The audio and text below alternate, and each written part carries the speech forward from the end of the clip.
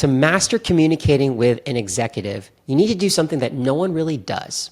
You need to understand how they prefer to communicate and match that style.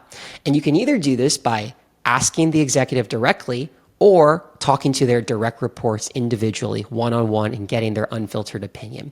But when I'm asking these questions, I bucketize it in 3 categories. Number 1 is, what's their asynchronous communication style? Number 2 is, what's their live communication style? And number 3 is, what's their cadence? So let me break down each of these so you can understand the right questions to ask in order to understand their style. For asynchronous, I divide it in 2 categories. The first is, what's their preferred medium? When I say medium, that means either pre-written Word docs, perhaps it's brief executive updates, perhaps it's modeling, financial analyses, getting in the weeds and the numbers, perhaps it's visual slide decks, high level with diagrams. Whatever it is, understand the preferred medium of communication that they prefer. Secondly is their channel. So it's usually email or Slack or MS Teams, Google Chat, one of those communication platforms. You just ask them, do they prefer to be communicating regularly in one or the other or both? Next is live communication style. So there are a few questions that I ask. Number 1 is, what are keyword triggers? What are their keyword triggers? Let me give you an example of a keyword trigger. One of my old bosses a long time ago used to love it when I said, hey, Martha, I love it if we have a riff session.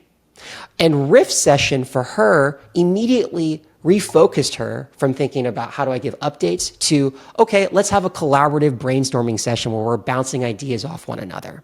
And she loved this because it allowed her to think more openly, more freely, and tap into her superpower, which is big picture thinking. So whenever I said riff session, it got her excited and we were on the same page. So what are those key words that activate for your executive? And sometimes they may not know, so it's better to ask their direct reports about this. One of the other questions I like to ask when it comes to live communication is, do they prefer high level details or both? And usually you need an executive summary of some kind. They don't always want the details, but sometimes they want the ability to access the details and poke and prod and ask questions up front. Number 3 is, do they prefer it if you give them updates or if you ask for their feedback? And again, this can depend by situation. So it's important, most likely, for you to establish up front, hey, I'm looking for an update here, or hey, I'm looking for collaboration here. But it's important that you ask, especially their direct reports, what style do they prefer? Should I err on the side of collaborating with them more or giving them updates and having them check the box more? And then finally, cadence. So when you're talking about how do we communicate best, it's also about when should you.